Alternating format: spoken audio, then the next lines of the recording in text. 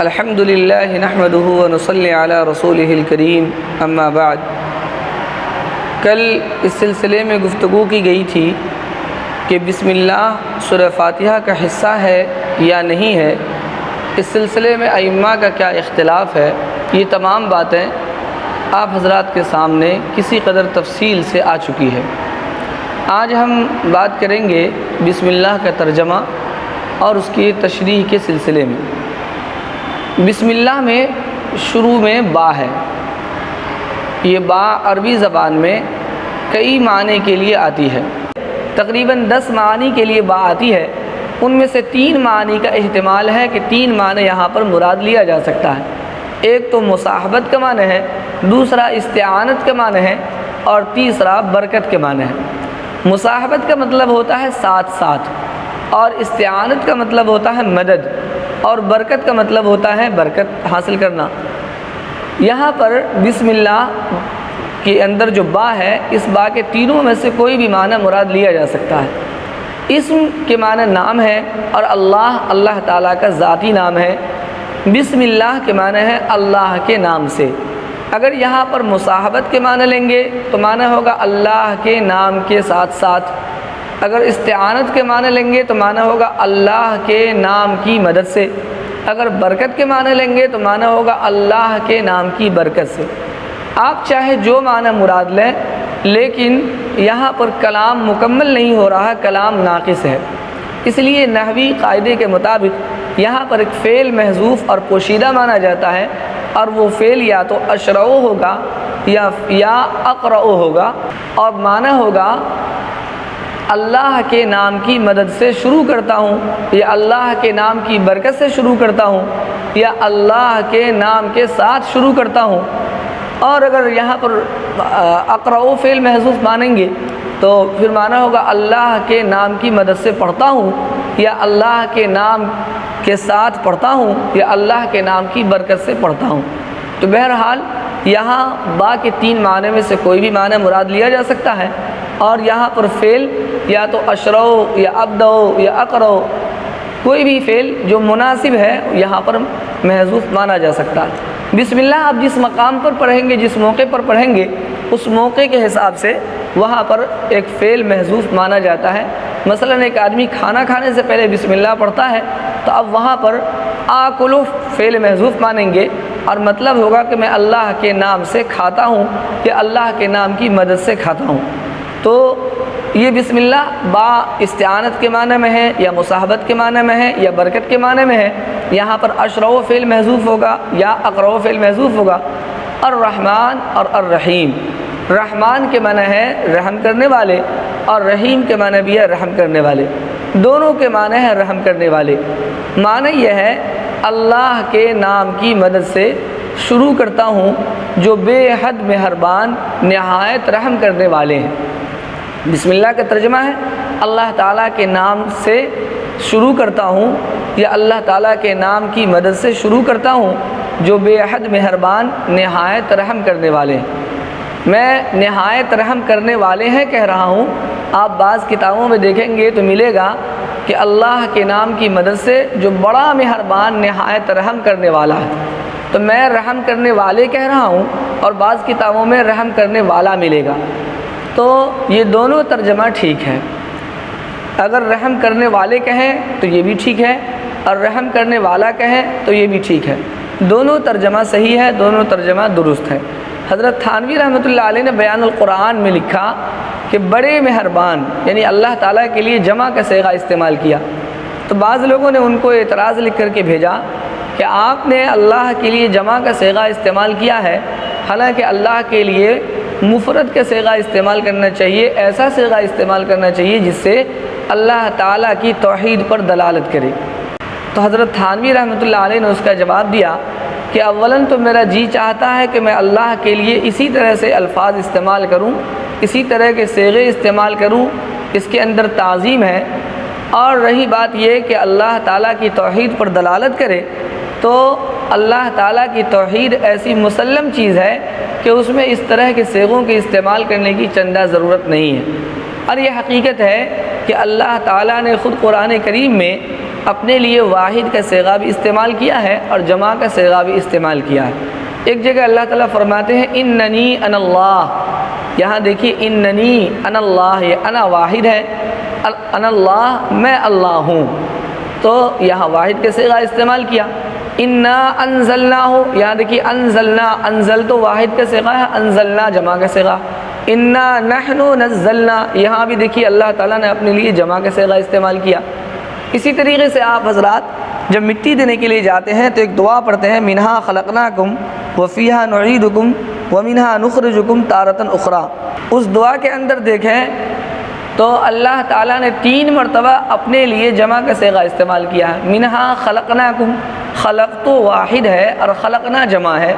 منہا خلقناکم، ہم نے اس مٹی سے تمہیں پیدا کیا۔ ومنہا نعیدکم، اعید یہ واحد کا صیغہ ہے، نعید جمع کا صیغہ ہے، اور ہم اسی میں تمہیں لوٹاتے ہیں۔ ومنہا نخرجکم، اخرج واحد ہے، نخرج جمع ہے، اور ہم اسی سے تم کو دوبارہ نکالیں گے۔ تو اللہ تعالیٰ نے اپنے لیے قرآن کریم میں واحد کا صیغہ بھی استعمال کیا ہے اور جمع کا صیغہ بھی استعمال کیا ہے، اس لیے اللہ تعالیٰ کے لیے واحد کا صیغہ بھی استعمال کیا جا سکتا ہے اور جمع کا صیغہ بھی استعمال کیا جا سکتا ہے۔ اور اردو زبان میں ایک آدمی کے لیے جمع کا صیغہ استعمال کیا جاتا ہے اور وہاں پر مقصود تعظیم ہوا کرتی ہے۔ جیسے کسی کے والد ہیں آ رہے ہیں تو انسان یہ نہیں کہتا کہ میرا والد آ رہا ہے، بلکہ کہتا ہے کہ میرے والد آ رہے ہیں۔ یہ تعظیم کے لیے ہے۔ میرے والد آ رہے ہیں کہنے سے اس کے والد بہت سارے نہیں ہو جاتے، بلکہ تعظیم کے لیے میرے والد آ رہے ہیں۔ لوگ اس طرح کے جملے استعمال کیا کرتے ہیں۔ تو جن حضرات نے بڑا مہربان نہایت رحم کرنے والا کا ترجمہ کیا ہے تو ان کے پیش نظر توحید پر دلالت ہے، اور جن حضرات نے بڑے مہربان یا بے حد مہربان نہایت رحم کرنے والے ہیں یہ ترجمہ کیا ہے تو ان کے پیش نظر اللہ تعالیٰ کی تعظیم ہے۔ تو بہرحال یہ دونوں ترجمہ صحیح ہے۔ بسم اللہ الرحمن الرحیم، اللہ تعالیٰ کے نام سے شروع کرتا ہوں جو بے حد مہربان نہایت رحم کرنے والے ہیں، یہ بسم اللہ کا ترجمہ ہے۔ میں نے عرض کیا کہ الرحمن اور الرحیم یہ دونوں اللہ تعالیٰ کے صفاتی نام ہیں اور ان دونوں کے معنی ہے رحم کرنے والے، لیکن ان دونوں میں تھوڑا سا فرق ہے۔ ایک فرق تو یہ ہے کہ رحمان عام الرحمہ کے معنی میں اور رحیم تام الرحمہ کے معنی میں۔ رحمان کے معنی ہے عام الرحمہ، یعنی ایسی ذات کہ جس کی رحمت عام ہو، ہر چیز پر جس کی مہربانی ہو، ہر چیز پر جس کی رحمت ہو، چرند ہو، پرند ہو، درند ہو، نباتات ہو، جمادات ہو، حیوانات ہو، کائنات کے ذرے ذرے پر جس کی مہربانی ہو، اس کو کہتے ہیں رحمان۔ ایسی ذات کو رحمان کہا جاتا ہے۔ اور رحیم کہتے ہیں اس ذات کو کہ جس کی رحمت تام ہو، مکمل ہو، جس پر بھی رحمت ہو، جس پر بھی مہربانی ہو تو مکمل ہو۔ ایک فرق تو یہ ہے۔ دوسرا فرق یہ ہے کہ رحمان سے دنیا کی رحمت کی طرف اشارہ ہے اور رحیم سے آخرت کی رحمت کی طرف اشارہ ہے۔ رحمان کے وزن پر عربی زبان میں جو الفاظ آتے ہیں اس کے اندر عجلت کے معنی ہوتے ہیں اور شدت کے معنی ہوتے ہیں۔ جیسے ایک لفظ ہے سکران، رحمان کے وزن پر، اس کے معنی ہے نشہ کی حالت۔ ایک لفظ ہے غضبان، یہ بھی رحمان کے وزن پر، اس کے معنی ہے غصے کی حالت۔ اب آپ غور کریں، انسان پر غصہ اور نشہ بڑی شدت کے ساتھ طاری ہوتا لیکن وہ بڑی عجلت کے ساتھ ختم بھی ہو جاتا۔ اسی طرح دنیا کے اندر اللہ تعالیٰ کی جو مہربانی ہے یہ بڑی شدت کے ساتھ ہے، ہر چیز پر ہے، لیکن جیسے ہی انسان کی وفات ہوتی ہے تو اللہ تعالیٰ کی یہ رحمت کی چادر اس سے اٹھ جاتی ہے۔ اب اس کے ساتھ جو معاملہ ہوگا وہ اس کے اعمال کی وجہ سے، اعمال کے اعتبار سے ہوگا، اب وہاں پر رحمت کا معاملہ نہیں ہوگا۔ اسی طریقے سے رحیم کا لفظ ہے، اس کے اندر دوام اور پائیداری کے معنی ہیں۔ عربی زبان میں جو الفاظ رحیم کے وزن پر ہوتے ہیں اس کے اندر پائیداری اور دوام کے معنی ہوتے ہیں۔ جیسے ایک لفظ ہے جمیل، اس کے معنی ہے خوبصورت، اور ایک لفظ ہے کریم، اس کے معنی ہے شریف۔ اب دیکھیے یہ رحیم کے وزن پر ہے، جمیل کے معنی خوبصورت اور کریم کے معنی شریف۔ تو خوبصورتی اور شرافت یہ ایک پائیدار وصف ہے، اس کے اندر دوام ہوتا ہے، یہ کوئی ناپائیدار وصف نہیں ہے کہ فوری طور پر انسان میں خوبصورتی آئے اور ختم ہو جائے، فوری طور پر شرافت آئے اور ختم ہو جائے، یہ ایک پائیدار وصف ہے۔ تو رحیم کے اندر پائیداری ہے اور رحیم کے اندر دوام ہے۔ اللہ تعالیٰ آخرت میں جس پر مہربانی کر دیں گے پھر وہ کبھی اللہ تعالیٰ کی رحمت سے محروم نہیں ہوگا، وہ ہمیشہ کے لیے اللہ تعالیٰ کی رحمت کا مستحق ہو جائے گا اور ہمیشہ کے لیے اللہ تعالیٰ کی رحمت سے فائدہ اٹھاتا رہے گا۔ تو رحمان اور رحیم دونوں کے معنی ایک ہیں، رحم کرنے والے، لیکن دونوں میں تھوڑا سا فرق یہ ہے کہ رحمان کے اندر عام الرحمہ کے معنی ہے اور رحیم کے اندر تام الرحمہ کے معنی ہے۔ رحمان سے دنیا کی رحمت کی طرف اشارہ ہے اور رحیم سے آخرت کی رحمت کی طرف اشارہ ہے۔ ابھی آپ نے یہ سنا کہ رحمان کے اندر عام الرحمہ ہے، یعنی ایسی ذات کی جس کی مہربانی کائنات کے ذرے ذرے پر ہو۔ اس سے یہ سمجھ میں آ گیا کہ رحمان ایک ایسا نام ہے اور ایک ایسی صفت ہے جو صرف اور صرف اللہ کی صفت ہو سکتی ہے اور اللہ کا نام ہو سکتا ہے۔ یہ اللہ کے لیے خاص ہے، کسی اور کے لیے اس لفظ کا استعمال صحیح نہیں ہے۔ اور رحیم یہ ایسا لفظ ہے کہ جو اللہ کے ساتھ خاص نہیں ہے، یہ اللہ کے دوسرے بندوں کے اندر، دوسری مخلوق کے اندر بھی یہ صفت موجود ہے۔ ایسا ہو سکتا ہے کہ ایک آدمی کسی پر مہربانی کرے اور مکمل طور پر مہربانی کرے، لیکن ایسا نہیں ہو سکتا کہ دنیا میں کوئی انسان ایسا ہو کہ جس کی مہربانی کائنات کے ذرے ذرے پر ہو۔ تو رحمان یہ اللہ کے ساتھ خاص ہے اور رحیم اللہ تعالیٰ کے ساتھ خاص نہیں ہے۔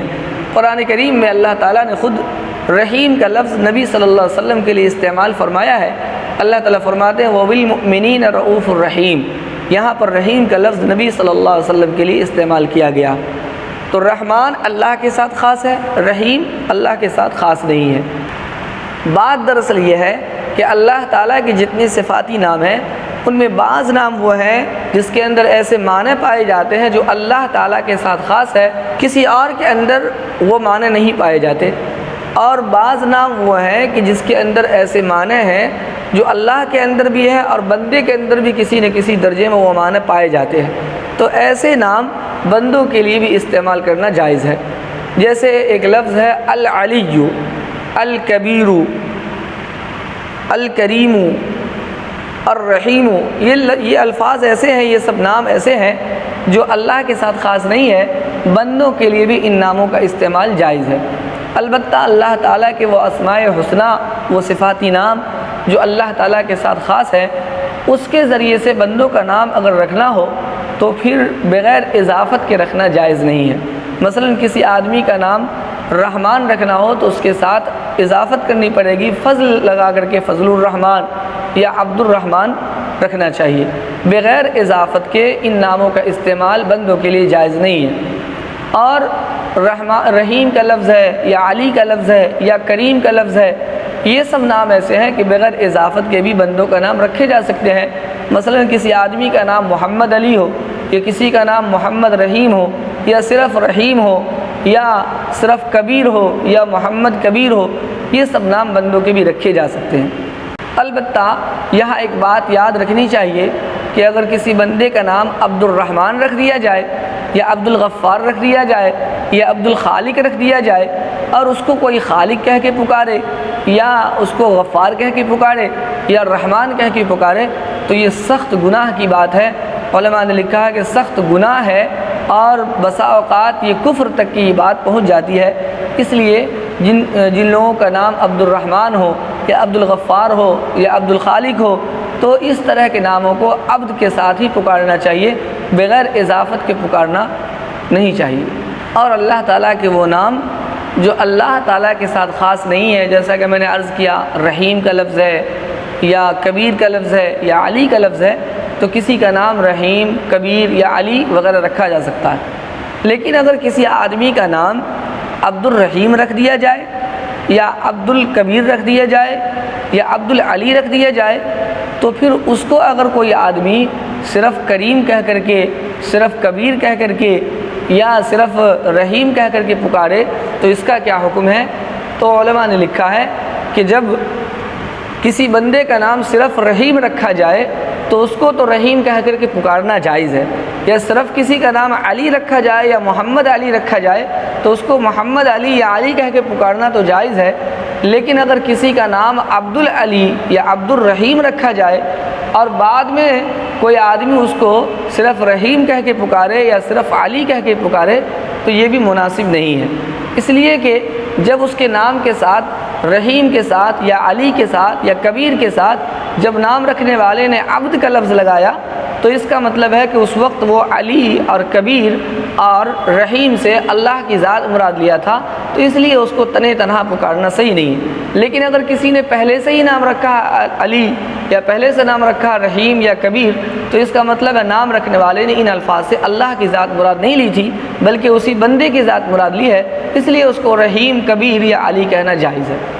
تو بہرحال الرحمن اور رحیم میں یہ بنیادی فرق ہے کہ رحمان اللہ کے ساتھ خاص ہے اور رحیم اللہ کے ساتھ خاص نہیں ہے، بندے کو بھی رحیم کہا جا سکتا ہے۔ بسم اللہ کے سلسلے میں کچھ احکام و مسائل بھی ہیں، انشاءاللہ کل کی نشست میں بسم اللہ کے تعلق سے احکام و مسائل کے سلسلے میں گفتگو کی جائے گی۔ اللہ تعالی ہم سب کو اپنی مرضیات پر چلنے کی توفیق عطا فرمائے۔